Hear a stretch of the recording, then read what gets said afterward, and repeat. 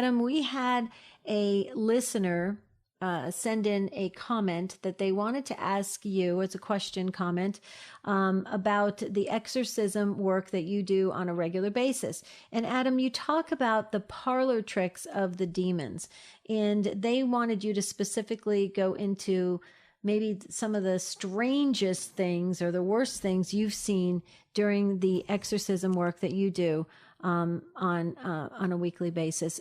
I think for a moment there, for a minute, let's go back, Adam, and just share that you are a church decreed religious demonologist, which means that you work in this field, and you have been for many years. You're a coach to exorcists over upwards of 1,000 exorcisms, I believe. And so I just wanted to set the stage for our new listeners that jumped onto Morning Joy. You are a lay person, so you're not you're not doing the exorcism yourself, the solemn rite of exorcism, but you are there as a prayer support, a physical support, and a coach to the exorcists. And you've been doing this for a long time. Do I have that correct? Yeah. I would say a coach is the simple way to say it. Okay. I've been helping to teach priest exorcism for coming up on 20 years, right about now. So, so people, that's a common question. And with Halloween coming up, I guess it's, these questions are coming around again. What's the craziest thing that you've seen? There's parlor tricks, which is kind of like the preternatural shenanigans or manifestations that go on. And then there's the really awful things. And I'm not going to talk about the awful things because... Yeah, it's a morning show. Yeah. People think they want to hear the most awful things that happen, but they don't actually. But some of the parlor tricks, I think people are surprised at. So I mean things like doors being kicked open when nobody's there, or something flying off the wall and across the room, or a person being dragged across the room when there's, nothing there touching them. Things like this. And the one case had a number of years back now.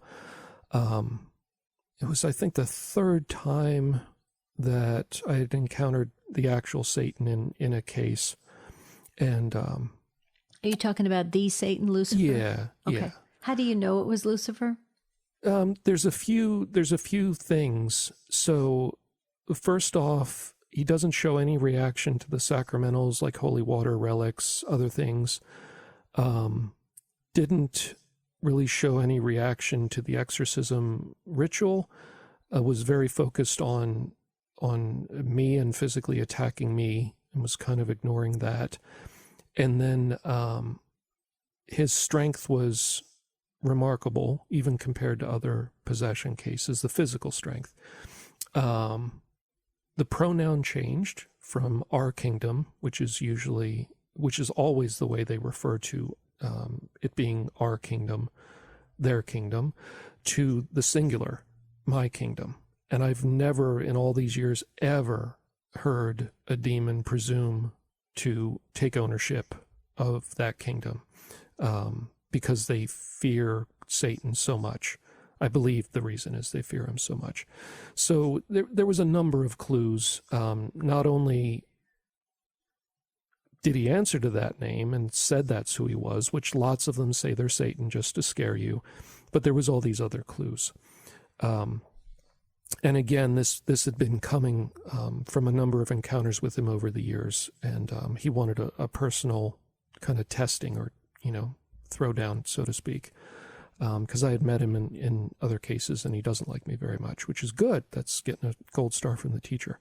So anyway, long way to get around to, in this case, one of the things that I saw that they see a lot in Europe, but we don't see it so much here. It's very common in Europe for some reason in the exorcisms there, is the production and spitting of either nails.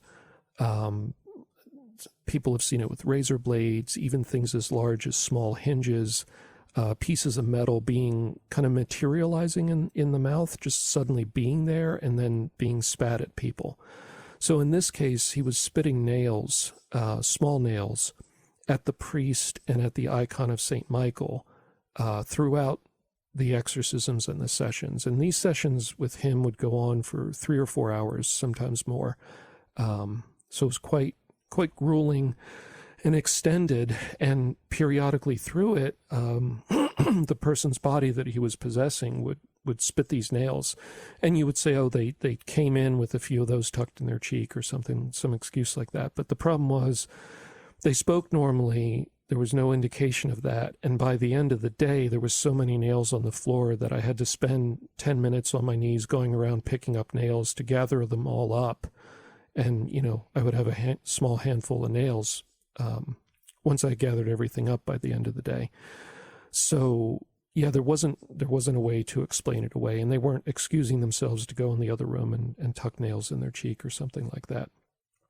And he's quite accurate with them. They would bounce off the icon or bounce off the father or the exorcism. Did they ever book. hit into you? Did they ever land into you? No. He was spitting them at the priest and at the icon. With me, he was just physically attacking me. So launching out of the chair and taking me to the floor by the throat, and we'd roll around on the carpet. And he was alternating. Tempting me to give up on the case and offering me all kinds of things that you would expect from reading the Bible, bargaining, essentially. Wow. And then when I would refuse, of course, he would then go into a rage and physically attack you. So it was this alternating between offering all kinds of things, promises that he had the world wired and he could provide whatever it was. And he went down the typical laundry list that most people want. But so I would throw the nails away at the end of the day, because this happened multiple days, different sessions. And the reason, again, why nails? I think the nails happen because they're symbolic of the crucifixion. Okay. So the devil, when it comes to like the names of cults and covens, they often are taken from biblical words that center around sin or a falling of humanity. Okay. And the manifestations are often centered around what they considered to be, it was their ultimate defeat, but they like us to, they almost like want us to believe that they think it was a victory, that Christ died. Okay. Of course it wasn't, it was their ultimate defeat. Right. So the nails are symbolic of that, I believe. So you collected these nails. Oftentimes they were thrown out. Yeah, and I just kept, 10 or 15 of them in a little box because one of my coworkers mentioned to me one day, you should keep some of those because 20 years from now, people are, it's going to help to be able to show them, here's some nails that Satan spit at us during an exorcism, and actually have the physical things instead of the story. And didn't you say in Europe this happens quite often?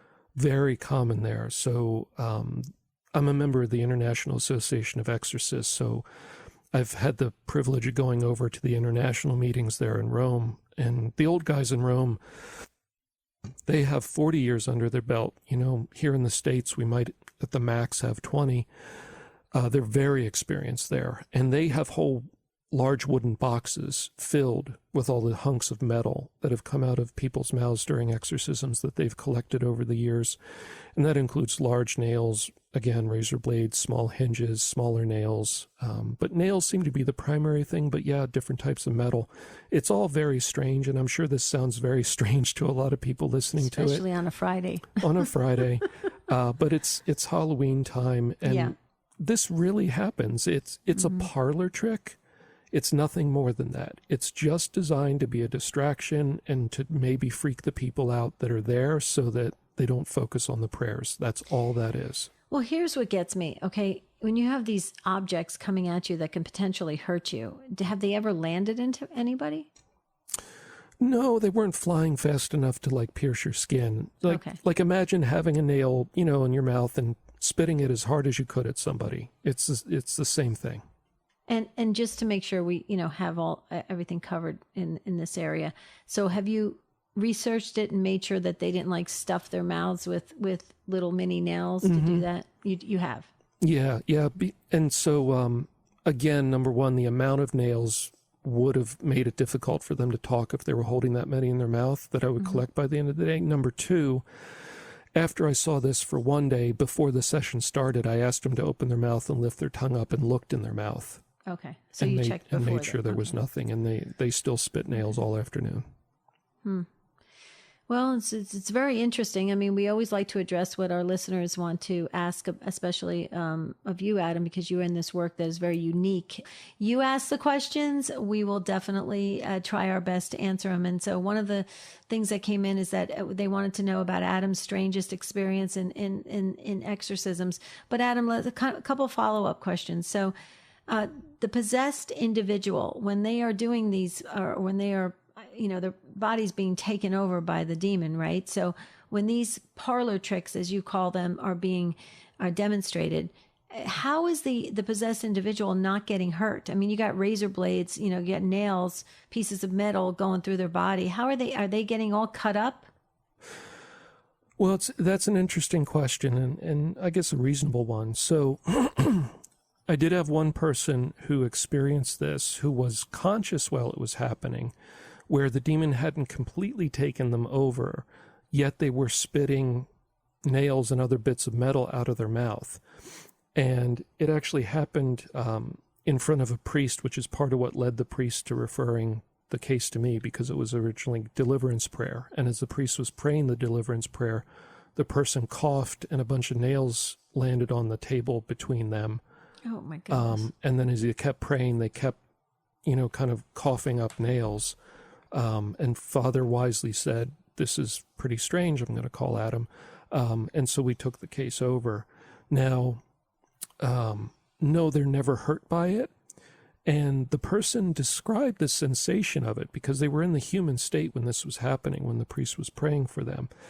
And they said they would suddenly taste in their mouth kind of that, if you've ever put a nail in your mouth, there's kind of a very bitter, bright taste or sensation that comes from metal being directly on your tongue.